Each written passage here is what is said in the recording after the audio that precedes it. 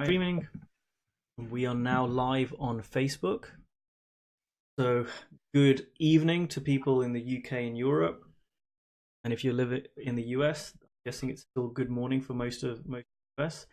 I'm here for a very, very, very special episode of the I don't know. I used to do these interviews some time ago, and haven't done one for a while. But I was approached by this very good-looking gentleman to my right, who is author of a book, "Fatherhood is Leadership: Your Playbook for Success, Self-Leadership." I just know him as my man, Devon from New York. And I thought it'd be really cool because I used to do these interviews before, and I thought it'd be really good to do an interview with Devon and share it with all of you guys online. So if you're online, please use the little buttons like, love, and use some angry buttons if you really hate what we're saying. It's all good, we can take it. So just do interact. I want to keep it as interactive as possible. So do comment and post, right? So we're online, and I'm with Devon. So I want to say kind of how I know Devon, because there are a ton of coaches out there. There are a ton of people, and I don't do this. I mean, I do these, but I don't do them that often, right?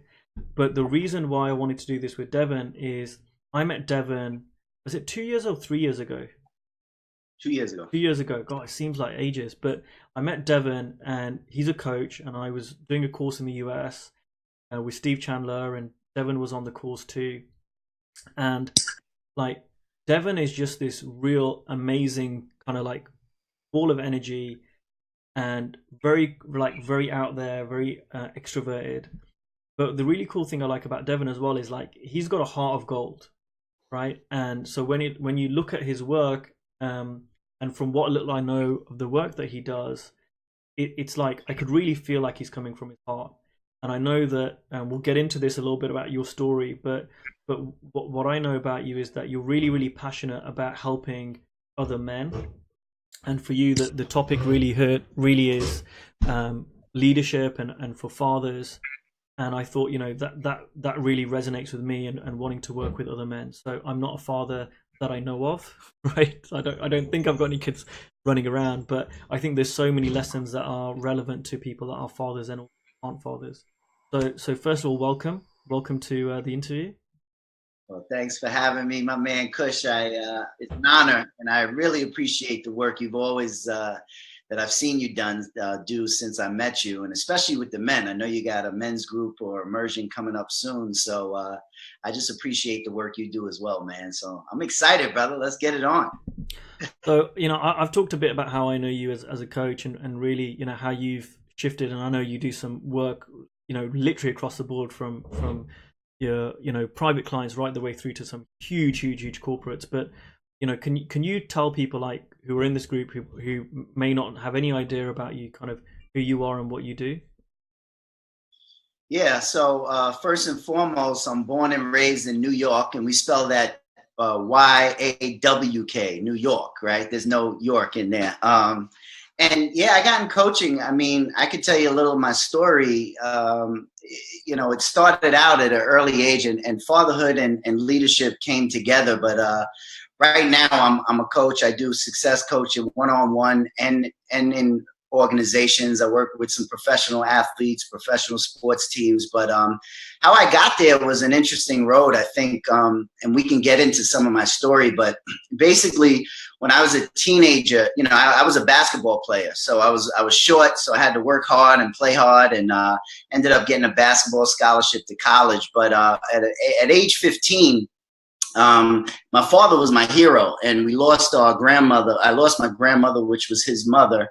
And basically at that time, there was a lot of drug addiction in the house. And my father, turned to drugs, and really seriously, we had a lot of stuff going on in our house that was, for a teenager, pretty difficult. And at that point, I made a promise, Kush, and the promise is a promise that a lot of men make at that age when their fathers aren't as active or available as they could be. And the promise was, when I become a father, I'm going to be the best father I could be. And then when we had our daughter and I was 23, I was more present, but I had no clue what I was doing, right? So I dedicated my early career, Kush, to really helping what they used to call at-risk youth, which I used to like to call at-hope youth, and going into the trenches, into the neighborhoods of New York City, some of the toughest neighborhoods in the South Bronx. And then I started moving up in that nonprofit, and they ended up allowing me to become the director. And I started developing programs for first-time fathers because I said, well, you know, if I want to learn how to be a better father, why not teach what I need to learn the most? And so I started doing that. It got some national recognition. The programs were great. I love my job. I love running programs. There was a lot of social workers who went in the homes and helped families. And a few years before I met you, I got a promotion. And the vice president came to me and said, hey, Devon, everywhere you've gone, you've implemented as a director this, you know, because I was big into personal development, leadership coaching. So I took that to the nonprofit. Whatever I learned, I used with my staff, and they ended up being the highest performers and happiest, you know, staff to come to work, most engaged. And the vice president came to me and said, hey, listen, you know, we want to give you a raise. It's a better job. It's a better title. It's in Midtown Manhattan. It's not in the Bronx. I was like, great.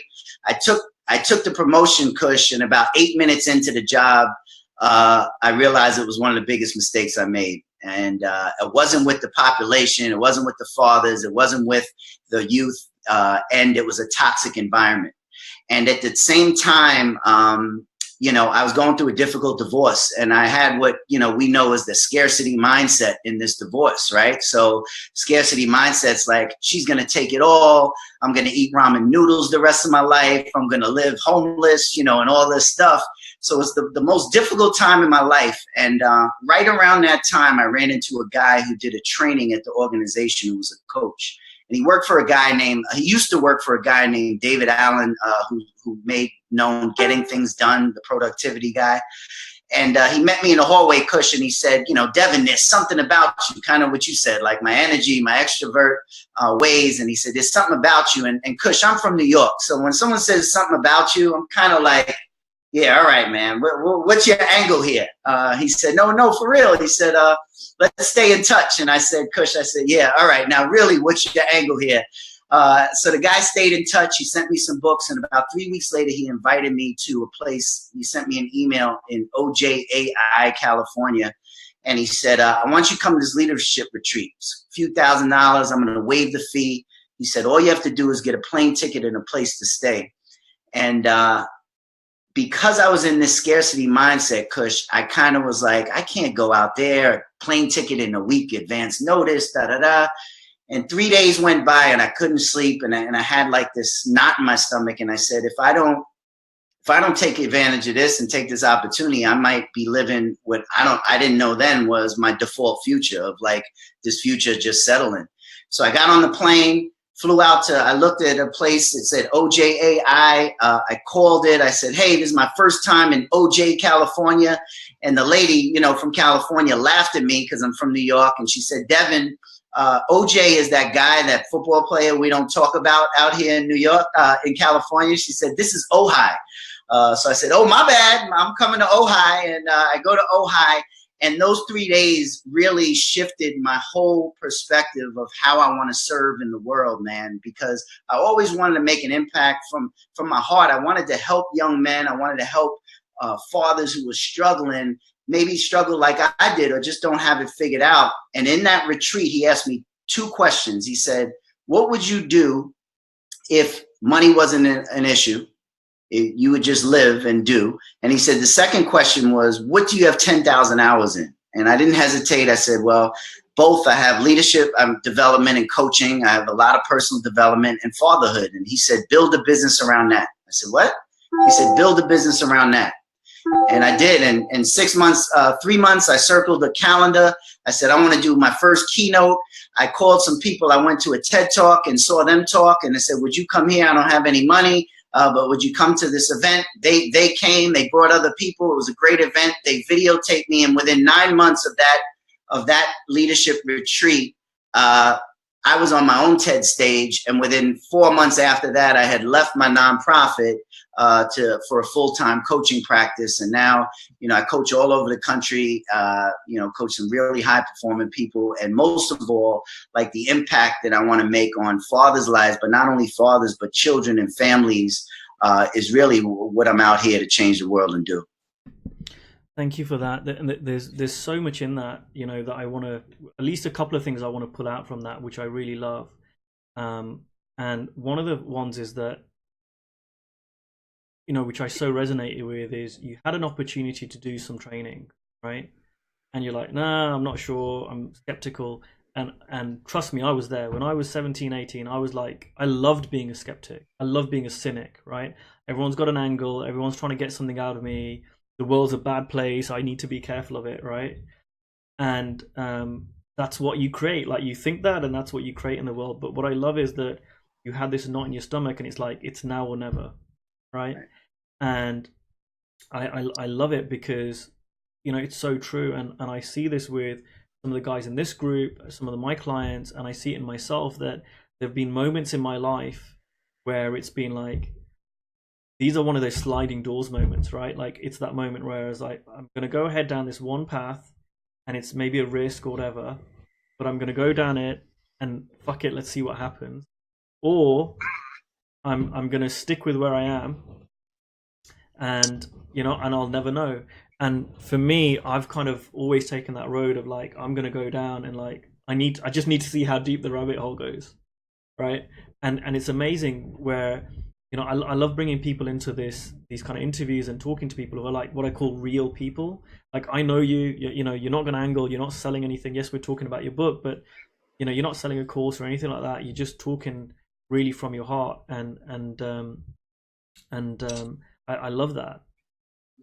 And you're so right. I mean, and the reason why I think people's stories are so important is because I'm a big believer, Kush, that one, now I don't look at people like they have angles. I really believe like people are doing the best they can with the resources and information they have. And I really go into every relationship. But two, I think when you hear people's stories, like my story isn't that unique. And what I want people to know is if you're out there and you're thinking about making a move or creating an intentional life, that like, I'm not any special, more special than you are. Like, if I could do it, like, you guys can do it. Like, and one of the things is, for me, the shortcomings or the mistakes I made or the things early on in my life really prepared me. Those were opportunities for me to learn from. So I think that sometimes we don't make that jump because we're worried, we're going to look stupid, or what happens if we fail. But it's actually, whenever there's an obstacle, I feel like that is always kind of the way I want to jump towards, because it really is just an obstacle that I created in my mind and my thinking. So once I know that, I understand that there's a force that always pushes me towards something where I can really make a difference and make an impact. Yeah, I love that, because I'm a really big believer in, I just like to use the word potential, right? That and thank you for whoever is pressing all the buttons and giving us nice little icons on Facebook. But I'm a really big believer in potential, and one of the things that really resonates with what you're saying is that I think every man, right, like so many men today, we are living in a world where we know what we can achieve, right? Like, it's up there. Like, we know that in our hearts.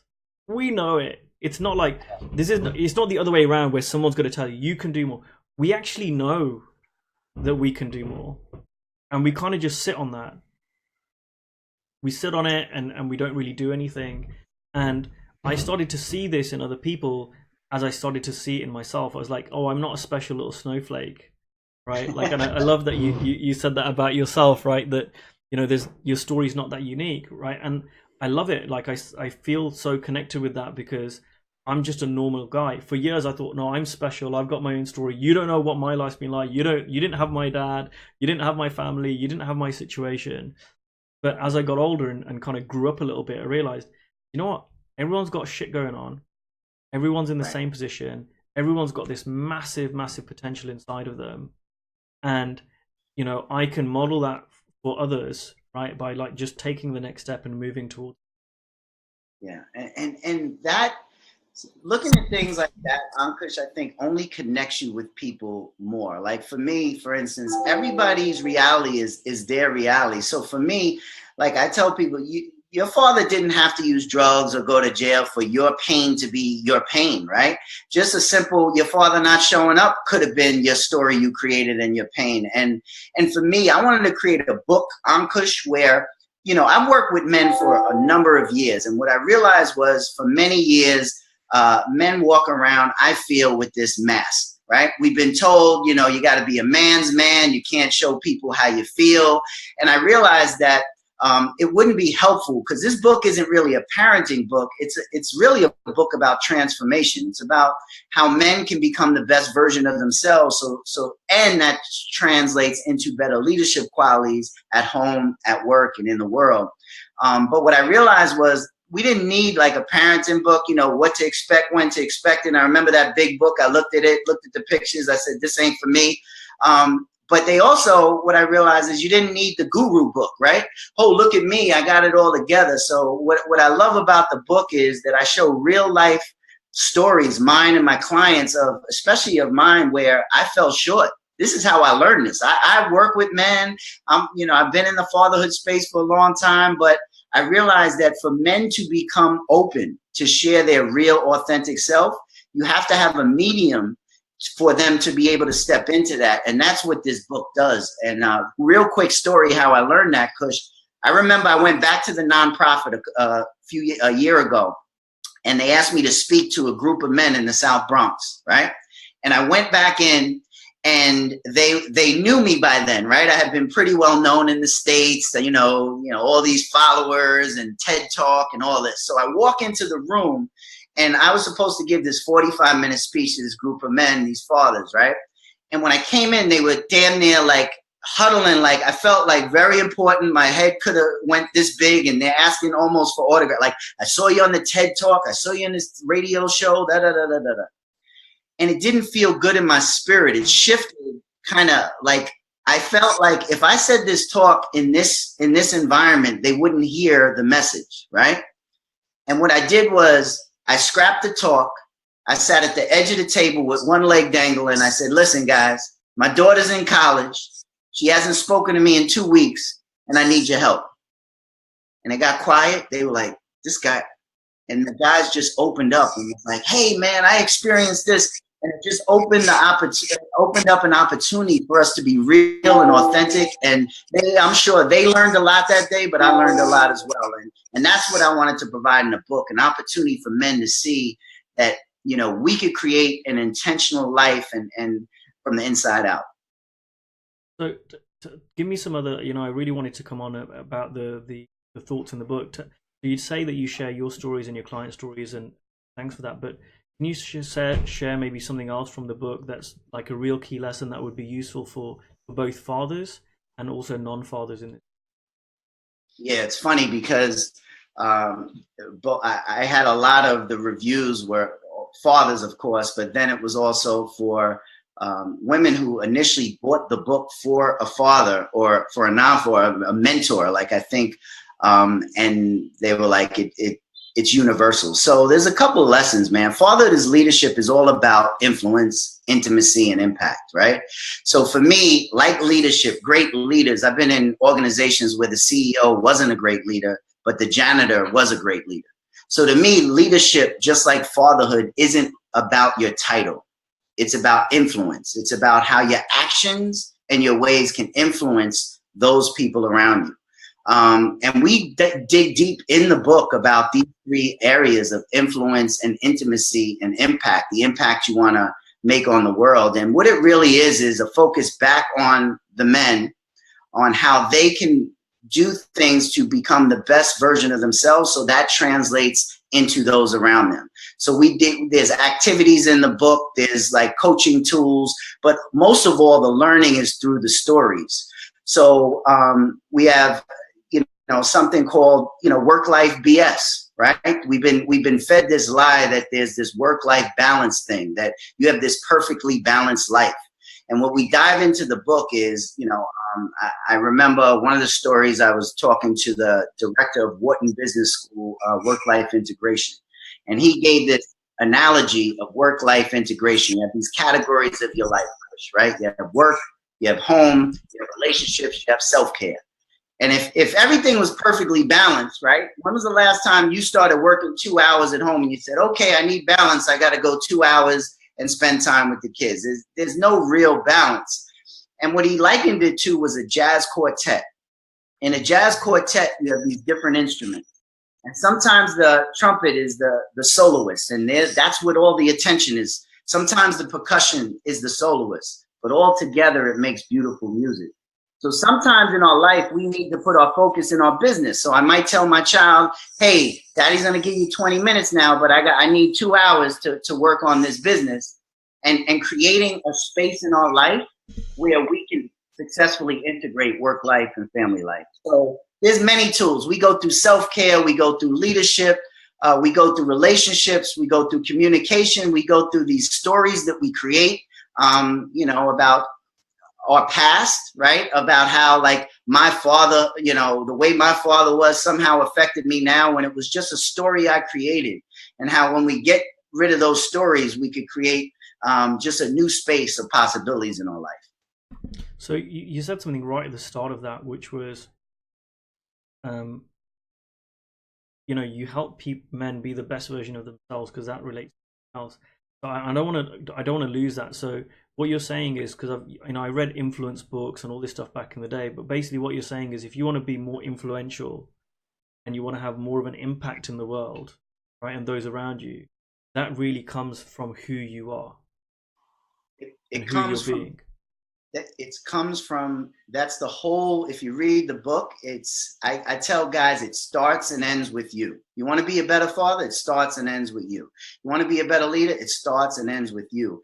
And what the book is more of an inside out approach to things. Like, we think that, we have to, if this happens outside of us somehow, that is a reflection of us as a parent. And it's actually the opposite. It's who we're being in the world that will be reflected in the outside world. So it really is a mirror to guys to go inside, right, for the growth, and not look for outside fixes, these quick fixes. And we do it from everything from mindset of how we look at things and how we look at ourselves, to self-care and mental, physical, spiritual.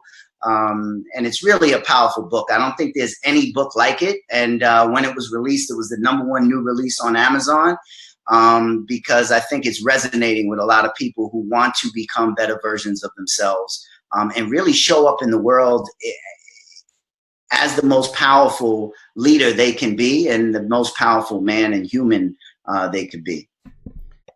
So we've got a few people watching, and I'd love to hear from you. If you've got a question from Devon, I love to make these interactive, whether it's on fatherhood, whether it's on leadership, whether it's on just on his journey.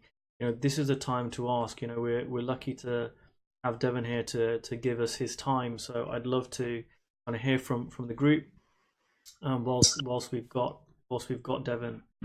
I guess the question for me, Devon, is, what do you I use the words kind of inside out in a certain way.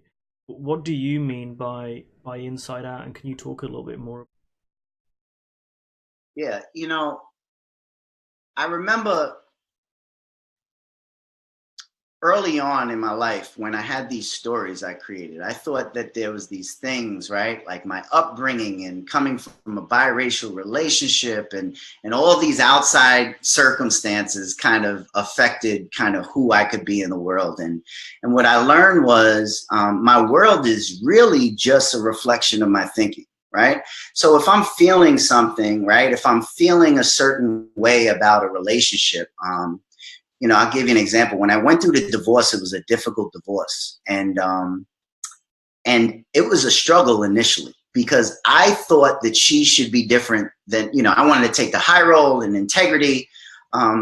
But I realized that there was nothing that she could do to make this relationship better. It was really from the inside out, like how I chose to show up in the world. So for me, when I work with men and I work, the lessons of this book, Inside Out, is really to understand your thinking and how your thinking affects everything in your life. And if we understand that these thoughts come and go, and it's kind of like the cloud that passes, then it frees us up from these stories that have bogged us down to create whatever we want in our life. Right. And I think that's the power of the book, that it takes these outside circumstances and these excuses that we use of why we can't, leave our job, or why we can't create a successful practice, or why we can't help this person, or why we can't mend that relationship. And it really puts it back on you and saying you could do anything you want if you just focus on you creating that from the inside. We've got a comment from Arvin, and thank you for that answer. I loved it, and it resonate with it. Arvin says, love how you put it, that it does not have to be a really bad situation with the father for anyone to create a story about yourself and live into it. It resonates with me a lot.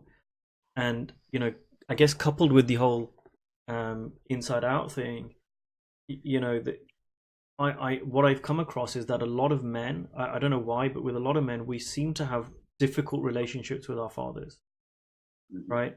And I know that there seems to be, it might piss people off here, but it's fashionable, right, to blame our parents for how messed up we are, right? And our father didn't do this. We weren't brought up by our fathers. Our father wasn't there. We were all brought up with our mothers. That's why we're like the way we are, right?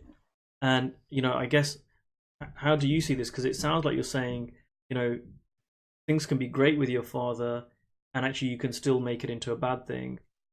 But is it flip side true as well? Like, you can actually have a very difficult relationship with your dad, and that doesn't have to result in a difficult experience or something of fatherhood.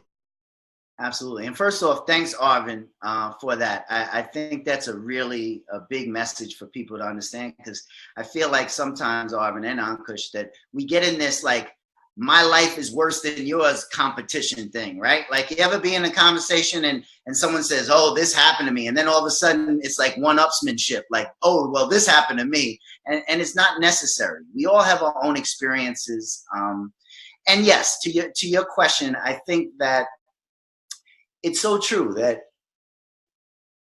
you can have a difficult relationship, or vice versa, have a great relationship and make it into something else. When there was a shift in me, and I had this resentment for my father because I believed this story I had created. And what I realized was resentment, right? Resentments is like kind of peeing on yourself. You walk around and you're the only one who feels it, right? You're walking around with the pee on you because you got a resentment. You ain't hurting anybody but yourself. And there was a point where I realized that my father was doing the best he could with the information he had. And when I let go of that, when I let go of expectations of who my father should have been and would have been, it opened up the door for a great relationship. I see you laughing, so we must have some funny comments. No, well, first of all, I want to say, I absolutely agree with you on that, and I can relate to that too. I remember a few years ago, my dad's younger brother passed away, and this is back in 2008.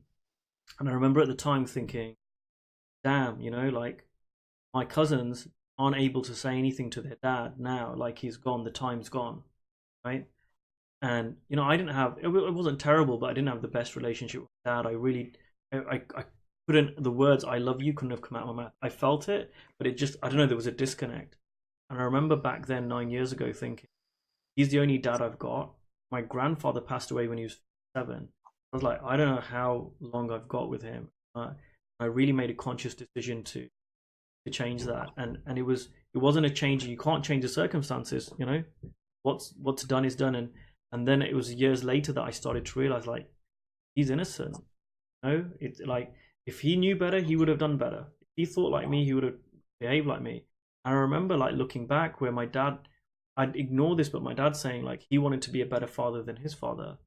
Right, like, that was huge for me, and I love that everyone's doing the best, because look, if you're a father on here, you're doing your best, and if you're not, and you have kids in the future, you're going to do your best. I don't think people wake up thinking, I'm going to be a douchebag today, or I'm going to hate my kids, right? And even the ones that are like struggling with their kids, who maybe haven't been the best, that's just what makes sense to them. And like you say, that I love it, the resentments are like you peeing yourself, only you feel it. Like, what's the point? It's pointless. Pascal is saying, liked where he said your life is just a reflection of your thoughts. My son had a difficult relationship with me, even though I'm perfect, and that's what made me laugh. Right? Aren't we all?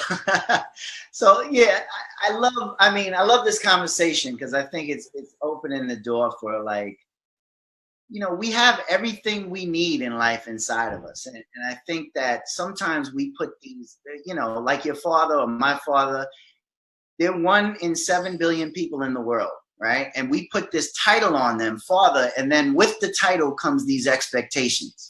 And if we let go of the expectations and met people where they are, we could really have more meaningful conversations. I don't know how it is as much in the UK. I know Father's Day was just in the UK, like 2 days ago, right? No. No, it wasn't a couple days. Okay, but I know that in the US, one of the problems is they had this thing going on where they started pushing. This is why I got out of nonprofits, because there was a lot of money for fatherhood programs, and they were pushing this thing that we're in a fatherhood crisis. We're in a fatherhood crisis, and they would give all the programs that were pushing that mantra all the money, and they weren't helping anyone. It was like from this negative kind of thought process. So I did the research and realized that there's more fathers actually involved today than in any other time in our history. I mean, involved meaning going to school, changing diapers, but they don't push that. Right.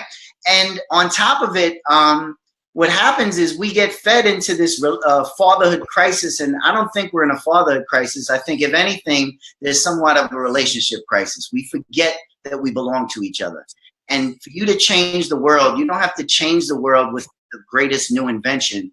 You could change the world with one conversation at a time, one relationship at a time, and one kind act at a time. And that's what the inside out of fatherhood as leadership is we're trying to, we're trying to change the world, one family, one father at a time. And I think it's a powerful way to go about things, because I believe that we all have everything we have inside of us and can really make a difference. I love that. If I could press the like button or love button, I would be like slamming that right now, because I totally agree with that. And I think this relates to men too, right? Like it sells newspapers, it sells blogs, like the negative stuff sells, so people kind of push that forward. And I'm a massive optimist, right? Like, I say this to people, and I'm a fan of history. I'm like, you look over a longer period of time, just at anything, right? I remember going back 20 years ago or so, 30 years ago, it was normal for people to like really badly beat their kids, right? It was just totally normal. You go back 20 years before that, and it was normal for teachers to hit their kids in school, right? Really quite badly, and caning and all that sort of stuff that we had over here. You go back another 20 years, and we had, the British Empire, and a lot of people were really treated quite badly. And, go back a little before that, we had slavery. And, I think where we've come from as a human race to where we are now, we're in this really great place. And yet what we're being told all the time is crisis, bad stuff, right? Things aren't going well. And I think you're right, that's not necessarily anything we need to buy into. And, I love what you said about, just one person at a time, because that's all we can do. And I like to call it like the ripple effect, right? Like, you don't know the ripple effect. Like, if you have a positive impact on one person, you don't know, like, that doesn't just change that one person. That can change every single person that one person comes into connection with, contact with, for the rest of their life. And I think so many people, like, now, again, I think it's like this age of like trashy TV, like, everyone's trying to be famous. Like, it's like everyone's going to be famous, everyone's going to go out into the world and be really well known and all the rest of it. And like that's kind of the way forward. And I don't know if I'm going totally off topic, but I feel like that is it's not necessary, right? And I'm a really big believer in one person at a time, and that's why this group could be much bigger. I love that this group is really small, because I like having a connected conversation with people who really want to be. And I think I really believe this. If you got 50 people or 100 people to really shift the way they see the world, like, the impact of that is almost immeasurable. Right. Absolutely. I love it. I love everything you're saying. I love that you keep the groups to a point where you can really get that one-on-one connection with people, and the ripple effect is ongoing. Like you don't know the effect generationally, right? You may have the effect now in the moment, but this shift can shift how the family communicates and functions together for years to come. So and I love that you said, look, I have a client. She was the head of a news station that does, and she's getting out of it. She owns part of it, and the news. You know what the mantra of the news is nowadays? If it bleeds, it leads. That's really what they go to. So it's this like negative crisis stuff. So when you have somebody, you know, we're changing fatherhood from the old school authoritarian, do as I say, not as I do, to more of a heart-centered, service-focused, do as I say and watch what I do, right? Because I want men to understand that it's important. Our children are watching us more than any other time in history. And what I tell men is your audio matching your video? Is what you're saying matching what you're doing? And when your audio can match your video, then you can really make an impact in lives. Yeah, I love it because it comes back to integrity. I love talking about integrity. Do your words match your action? And if not, then you're out of integrity. And you know, again, this is a big piece I see with men, you know, and women, but certainly with men everywhere, which is, you know, like how this and I was the worst one for this, right? If I said I was going to be somewhere at 7, I would at least earliest be there at 7:30. Right. Like to me, that's the way I used to show up. And I would like people please, and I would like try and hide it and all the rest of it. And I was completely out of integrity, but I never saw it for myself. And I never realized the impact of it, right? And you're right, I can see that especially as fathers. If fathers, any leaders show up and they're in integrity, like they say, you know, there's that saying or something, the number one trait, they did this survey that the number one trait employees respected or liked in their leaders was that the leader does what they say they're going to do. That's right. You know, and I see that the people that I've worked for in the past, the bosses and the, you know, big bosses or whatever that I respected the most, or the ones that they said that, like, I worked for this guy, if he said he was going to do X, no matter how impossible it was, he made it happen. And I learned so much from that guy. You know, I still years and years later remember him. Like, that showed me that, you know, you can speak your future into existence, right? And it becomes really, really powerful. I love it. I mean, it's super powerful, and your words create your life. And living is integrity. In integrity, what I love what you said is, what I show men is integrity isn't. See, people confuse it with a moral thing, right? Like or bad or good or right or wrong. And integrity to me is just kind of like the saying, it is what it is, right? It either is or isn't, right? So you either are living as your word, or if you're not living as your word, then there's an opportunity to clean that up by identifying the impact that not living as your word has made a mess of other people's lives. And for me, that's very important. Integrity is everything. And I work with organizations. I remember I went in, there was 9:00 meeting, and there was a 3-day coaching training I was doing. And I went in the first day, it's 9:00, I'm ready to go. These guys are like wandering in, da-da-da-da. And it wasn't a right or wrong moral thing. I just told them, listen, this is when it's going to start. This is when it's going to end. This is when you're going to have your breaks. And during the day, they realized, right, that I had a 12:00 break. 12:15 is when I said, come back. They came back. So the next day, 9:00, the doors were locked. Doors are locked. That was it. 9:00 and somebody knocking on the door. And it's nothing personal, but come for the next training. And I'm not rigid, but it's just an understanding that you had a whole day, and living as your word will impact people's lives, especially as a father and as a leader out here in the world. Yeah, that's powerful, and it's something that I really try and get across to people in the immersion. And you know, I love that it's seeing that it's not about rigid, it's the knock-on effect it has on your life. And like I said, for me, not living my word, and again, it's not good, it's bad, I love it, it's not a moral thing, but when I didn't do that, it has impact, right? And it has impact on relationships. Like, I remember this guy saying to me, and if he's in this group, he might be watching, right? Women are flaky. And I said, well, where are you flaky in your life? He disagreed with me, but I don't care. I'll say it again. Where are you not living into your word? Because I think the outside world reflects the inside. And I found that the more I was living in integrity, I didn't have people flake on me. Right? They just didn't. And when I was kind of wishy-washy, and if I said things that I didn't follow through on, I didn't do, people seem to act that way with me, right? And I see this myself. Like, there's some people that I will be like, the old me, there were some people I would have said, yeah, I'm going to do it, and I wouldn't do it. And there's some people say, I'm going to do it, and I would do it because it's them. Right. And why does that create reality? Like, you become known as that guy, right? You become known as the guy who's there on time, who's, lives by his word, or the guy, Ankush, Devon, they come in late, I could come in late. I have a client now who's a doctor, and she's when she gets somewhere before me, she takes a lot of pride. Like, I'm on time, but if she's there before me, she'll text me, guess who's here before you? And it becomes fun, right? Like, living is your word. And she was always late to stuff. So I think it's a great way to live, and a great teaching lesson. That's a perfect example of living by example rather than just talking a good game. So we're kind of coming up to time. I like to keep these kind of half an hour, 45 minutes tops. So but I love the conversation, so I kept it going a bit.